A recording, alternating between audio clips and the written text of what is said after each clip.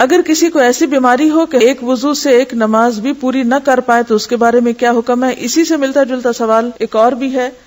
اور اس میں بھی کسی کو لیکوریا ہو اور نماز کے لیے تازہ وضو کر کے نماز پڑھنی شروع کی اور درمیان میں فیل ہوا کہ پھر ڈسچارج ہو گیا تو اب کیا کریں؟ تو اس میں حکم یہ ہے کہ ایک دفعہ ایک وضو سے نماز آپ شروع کریں، کیونکہ یہ آپ کے کنٹرول میں نہیں ہے، اور ہر نماز کے لیے نیا وضو کر لیں۔ مستقل بیماری کی وجہ سے مکمل پاکیزگی ممکن نہ ہو تو اسی حالت میں نماز ادا کرنا چاہیے، البتہ ایسی صورت میں ہر نماز کے لیے نیا وضو کرنا ضروری ہے۔ اس مستقل بیماری میں پھر کیا آتا ہے؟ استحاضہ بھی آ جاتا ہے۔ محض شک سے وضو نہیں ٹوٹتا۔ عباد بن تمیم اپنے چچا سے روایت کرتے ہیں، انہوں نے رسول اللہ صلی اللہ علیہ وسلم کے سامنے ایک ایسے شخص کا حال بیان کیا جسے یہ خیال ہو جاتا تھا کہ وہ دوران نماز میں کسی چیز کو محسوس کر رہا ہے، یعنی وہم ہو جاتا تھا کہ اس کے جسم سے کچھ نکل رہا ہے۔ آپ نے فرمایا وہ نماز سے اس وقت تک نہ مڑے یا نہ پھرے جب تک ہوا نکلنے کی آواز یا بو نہ پائے۔ یہ وہمی انسان کے لیے، عام حالات میں انسان کو جب ہوا نکلتی ہے تو پتہ چل ہی جاتا ہے، تو وہ عام اس کو نہ لے، یعنی محض شک کی بنیاد پر یا وہم کی بنیاد پر یا جسم میں ایسے ہی کوئی سرسراہٹ ہوئی ہے اس کی بنیاد پر وہ یہ نہ سمجھے کہ اس کا وضو چلا گیا ہے جب تک کہ واضح علامت نہ ہو۔ اب بعض اوقات یہ دو علامتیں بہت واضح نہیں ہو سکتی، لیکن انسان کو یہ پتہ چل جاتا ہے کہ اس کے جسم سے ہوا نکلی ہے، تو اس وقت اس کا وضو نہیں رہے گا، لیکن محض وہم کی بنیاد پر نماز نہیں توڑنی چاہیے، کیونکہ بعض لوگ وضو کر ہی نہیں پاتے، 10 15 دفعہ وضو کرتے رہتے ہیں کہ شاید ان کے جسم سے پھر کچھ نکل آیا، تو وہ صرف شیطان کا وسوسہ ہوتا ہے، اس کو اہمیت نہیں دینی چاہیے، بس ایک دفعہ صحیح طور پر وضو کر لینا چاہیے، اور اگر یہ دو علامتیں محسوس ہوں وضو کے دوران یا پھر نماز کے دوران تو دوبارہ وضو کر لینا چاہیے۔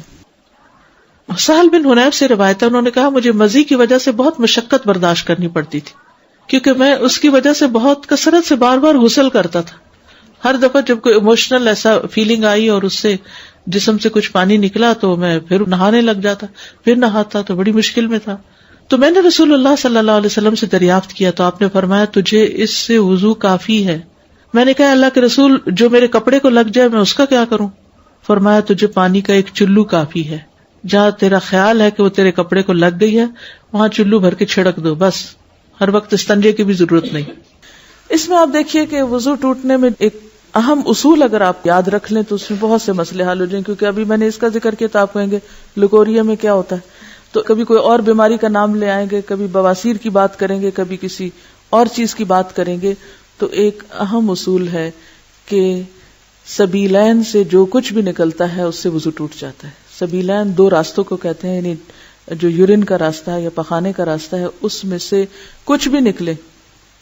چاہے وہ خون نکلے، چاہے وہ پانی نکلے، چاہے وہ چپکتا ہوا پانی ہو، چاہے وہ لیکوریا کہیں اس کو، کوئی بھی نام آپ اس کو دیں،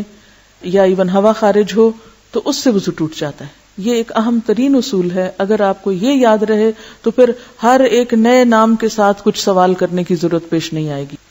تو کچھ بھی نکلے جو جسم پر محسوس ہو تو اس کو دھو کر، یا اگر دھونے کا موقع نہ ہو تو ٹشو سے صاف کر کے،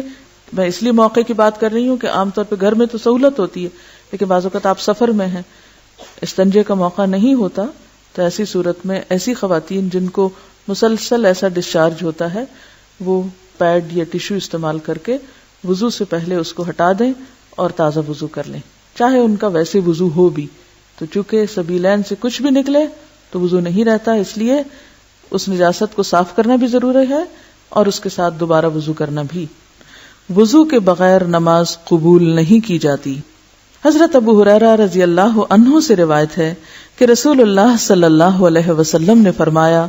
جس شخص کا وضو ٹوٹ جائے جب تک وہ وضو نہ کرے اللہ تعالیٰ اس کی نماز قبول نہیں کرتا۔